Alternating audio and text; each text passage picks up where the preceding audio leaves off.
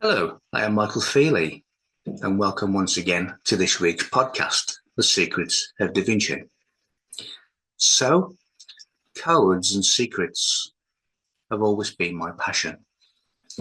Even from the age of 6 and 7, I can remember watching a movie called The Ten Commandments, where actor Charlton Heston was playing the character Moses. And I was always having adult conversations with myself. Could this really have happened? Did it happen? Did Moses really exist? Was he able to lead all of these people through the Sinai desert, part an ocean, and continue to escape the Egyptians? So a 6 and 7-year-old child having an adult conversation of that nature demonstrated from a very, very early age that I was really into secrets and codes and the truth of any situation. Of course, last week I mentioned what Moses really is, which is an initiate. And I described how the Exodus is really the journey from your root chakra, your captivity, through all the other chakras, through the path of least resistance, which is known as the open sea, where you get to the land promised, the promised land, the burning bush, the illumination of your own mind, your own inner illumination. So although I didn't know at the time, I certainly had a deep interest. I still have a deep interest in religious matters. If I walk past a church or a cathedral, it speaks to me. It calls me in. I recognize a secret language in the architecture, in the layout, in the archways, in all of the things that most people will never ever consider. Because Egypt is a deep passion also. And Christianity of the Bible really originates in the Giza Plateau.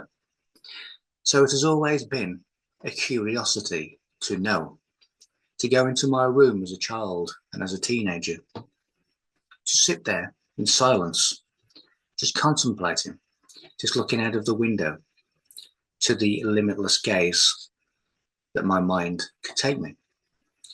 So that really has always been my passion, and nothing has ever changed. I absolutely love the thrill of piecing information together, piecing evidence together, and understanding what the mystics know, understanding what the ancients have left for us to decipher. And it really is my life, it really is my passion. So what am I going to discuss today? Excuse me. Well, again, there'll be several things, but as I always say and always will say, they are all interrelated, they are all interconnected, and they all pretty much mean the same thing. So first of all, I'll start with the biblical Elohim. So the Elohim, again, I'm speaking in mystical terms, relates to the water of the leaf. Now, the water of the leaf, which I'll go into in more detail in a moment, relates to the individual experience that emanates from the cosmic sea. The cosmic sea being the universe. And each and every one of us are symbolized as the fish of Christianity. So we are all fish from the sea. So let me go a little bit deeper into the Elohim. And again, I will use a visual aid of the board. So the word Elohim then gives us the word Eloah, which also gives us the word Allah, which in Islam means God. Now, the Bible talks about the Elohim as if the Elohim was God, and this is why. But the word Elohim and Eloah means oak, as in the oak tree. Now, when you look at the likes of the Druids, the word Druid means oak knowledge, or the knower of oak trees. So straight away we have the Bible, Islam, and Druidism, which can all be connected by the oak tree, the Elohim. Now, the word oak in ancient language is Heyg, H-E-Y-G, but that word also means goat. So it may seem a strange etymology, but we've now gone into goat, which could take us into astronomy with Capricorn, or it could take us into the Knights Templar with Baphomet, who of course is a goat. We have the term, or there is a term called riding the goat, and that simply means to become a Freemason.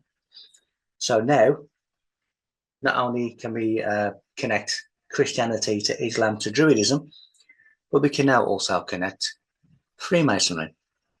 As I've always said, all of these things stem from each other. So the goat then is climbing the mountain, which is symbolic of the obstacles of initiation to gain a spiritual ascension. So the water of the leaf is divine knowledge, because water falls from the sky. And that divine knowledge is accessible to us all through contemplation, through inner understanding.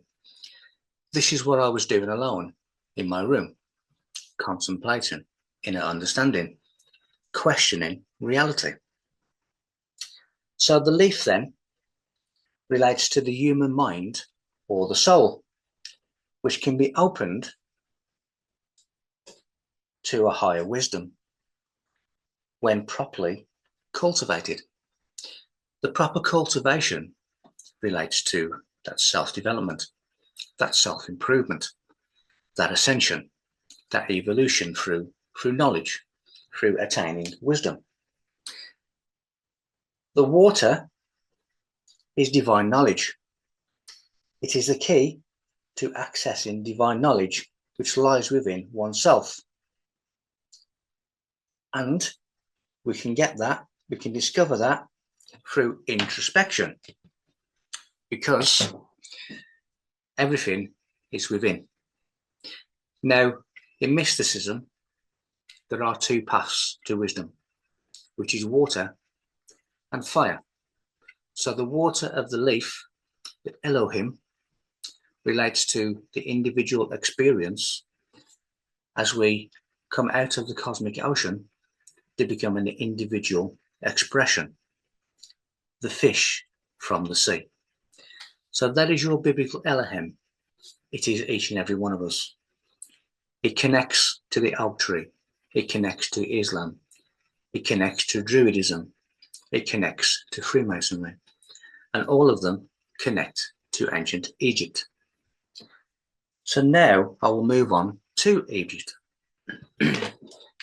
We have what is known as the Book of Thoth. But Thoth is an abbreviation of thought. In the modern day, most of us have played cards. So the Book of Thoth is presented to us in the modern day, secretly through playing cards. And although there are 4 playing cards, today I'm just going to deal with the spade. But I shall deal with the spade as in the guarding tool, which relates to the same thing. So the spade then, or the handle of the spade, relates to the spinal column. And the shovel part of the spade relates to the sacrum, which is the sacred bone at the bottom of the spine. The spine is considered the serpent that connects to the brain. So we have the sacrum, which connects to the brain. And it gets to the 33rd vertebrae, the 33rd degree, again a Masonic connection, which is known as the House of Illumination. So what we have here then is the spine, which has 33 columns, which I've mentioned previously. If our consciousness remains in the sacrum area, it is the lower aspect of self. It is where we have sexual urge, lust, greed, power, ego. And if we allow our consciousness to remain there, It will be forever there. It will never transition to the 33rd degree. In other words, those energies will never journey to our higher aspect. Now, this is known as killing your own Christ, because you never get to the 33rd degree, which is Golgotha. Golgotha means skull, place of skulls, which obviously relates to the head. And this is why Christ died aged 33, because we killed him before he ever got to the higher level, to the mind. Now, when you become awakened or illuminated to past memories or past lives, you have connected your spine, your sacrum, to your higher power of truth, which is Ammon, the hidden one, which in itself relates to Ammon's horns, which is the hippocampus. I've mentioned the hippocampus on previous videos, which is really Solomon's temple, which contains the Ark of the Covenant, the electrical signals of the brain. This is why sometimes we see statues of Moses, initiate, with horns. It is Ammon's horns. It is Solomon's temple. Now, going back to when you become awakened or illuminated to past memories and past lives, for those who are aware of my previous podcasts, you will also be aware that in a previous life, which I remember, I was Sly, or Sal, which was Leonardo da Vinci's personal scribe. Because I have memories of that past life, then I have connected the sacrum to the 33rd vertebrae and beyond, which is the illumination. So, a lot of people mention to me all of the time, every time I speak to them, that time for them seems to be speeding up. Now, if I was to get a physical clock and we were to count together, there would still be 60 seconds in a minute. There would still be 60 minutes in an hour. That would not change physically by observing a clock. But clearly, with so many people experiencing time speeding up, including myself, what is happening? Is time really speeding up? Can there be an explanation for what people are directly experiencing? And I've also said many times that a direct experience is the only truth. So what is happening with time? Let me again demonstrate with my board. So time speeding up. So the faster the brain processes information, it is linked to our subjective perception of the speed of time. So your brain works at a certain speed, and if your brain begins to work at a faster processing speed, then for you, the subjective perception of time will also speed up. So the faster the brain processes, the faster time seems to pass. Physical observation, it doesn't speed up, but the perception of time speeds up the faster your brain goes. So I did a mathematical equation for that, which is 60 BPS, which is bits per second, over 60 seconds a minute, which really gives us 1. You can also do 60 plus 60, which is 120, and that will become more relevant in a short while when I speak about my equation for the speed of reality.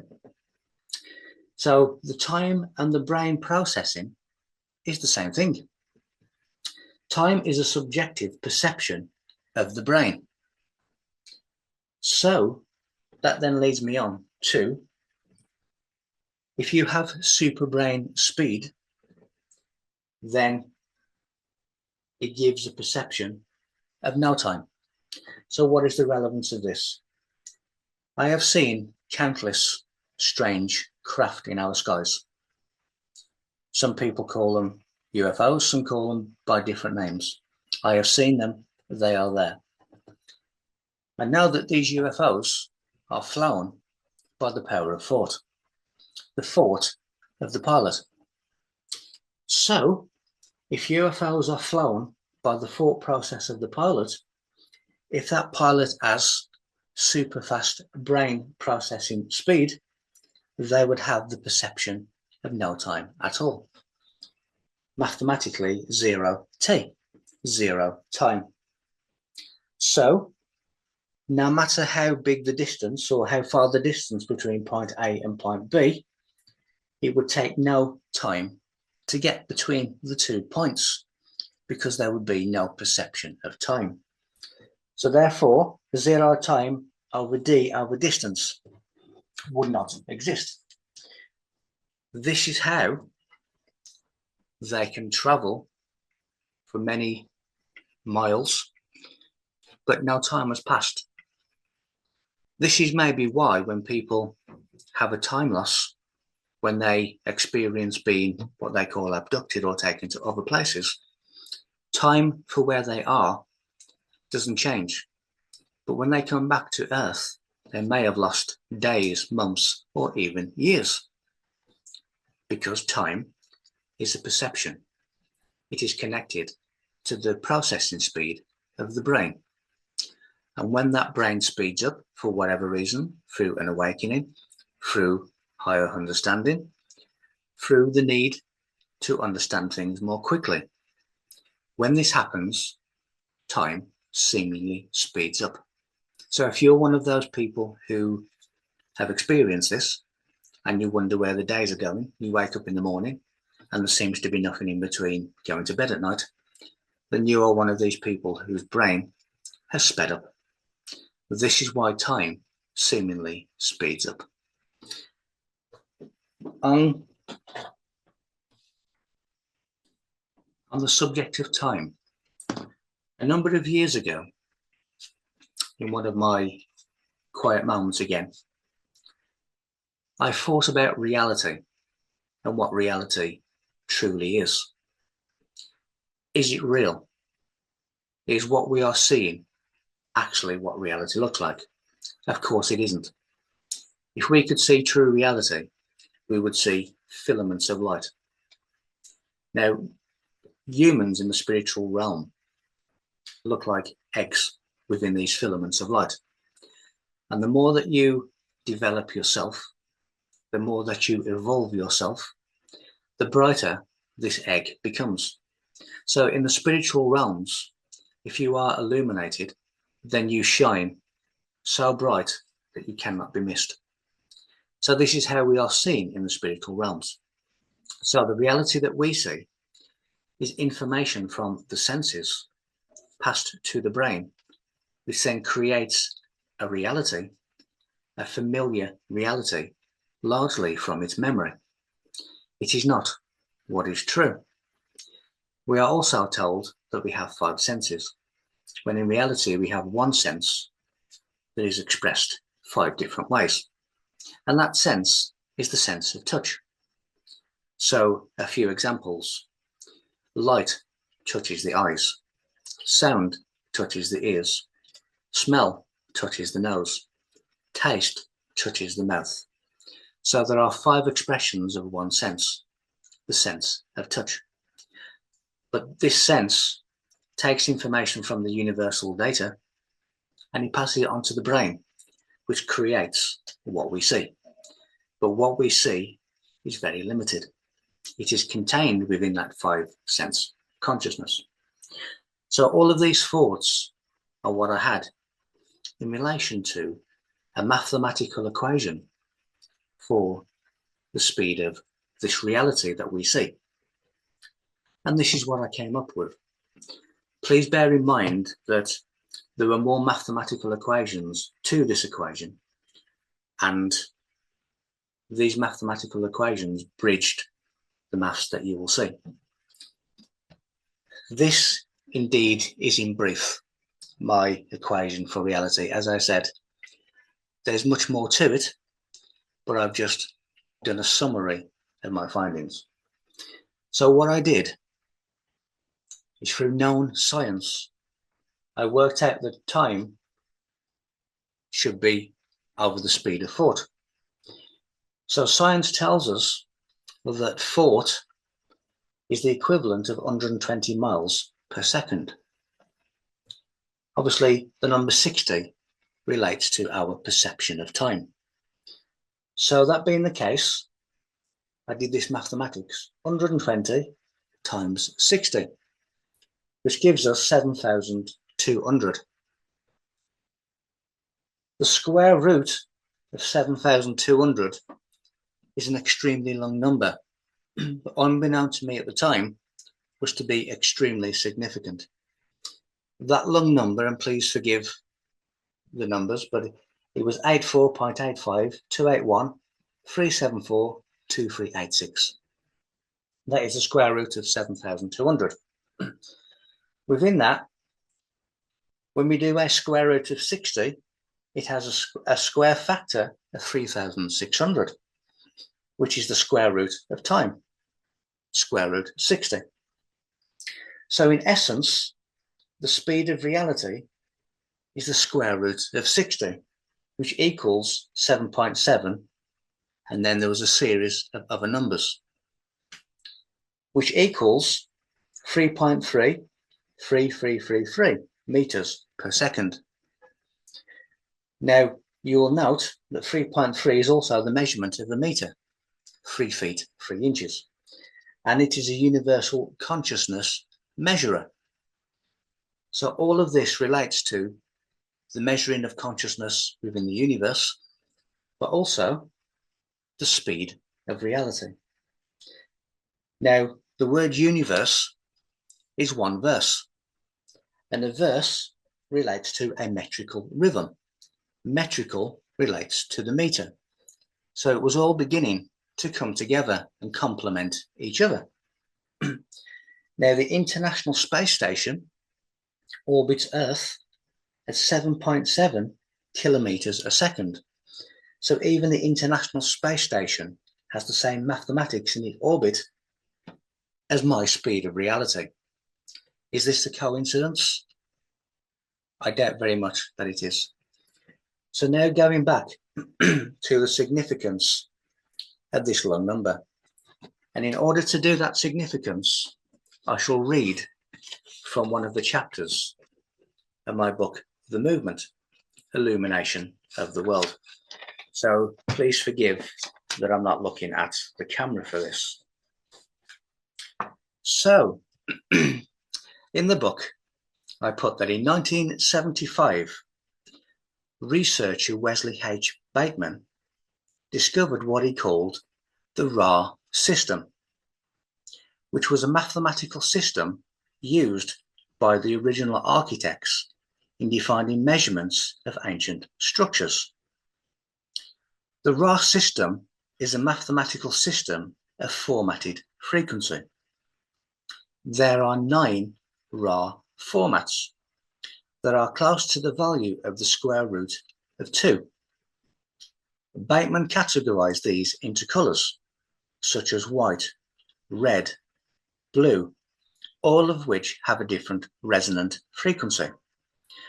But I will concentrate on the central format, which is green. Now, I also described how green relates to Osiris and obviously the emerald tablets and things as such. So to continue, the green Ra format follows the first octave frequencies, and by using the natural second of time and the standard second of time, the green format is the note F, which equals 84.85,281,374,2386. The exact same numbers that I came across when working out my equation for the speed of reality. How is that possible? It has 2, 4, 6, 8, 10, 12, 14 numbers, a 14 number sequence in the Great Pyramid, which is the exact same 14 number sequence that I came across as I was working out mathematically the speed of reality. The possibility of that happening by chance is 0. So It is really talking about the raw tone, speed, frequency, and colour. Isn't it amazing how all of these things happen together? They may seem independent of each other.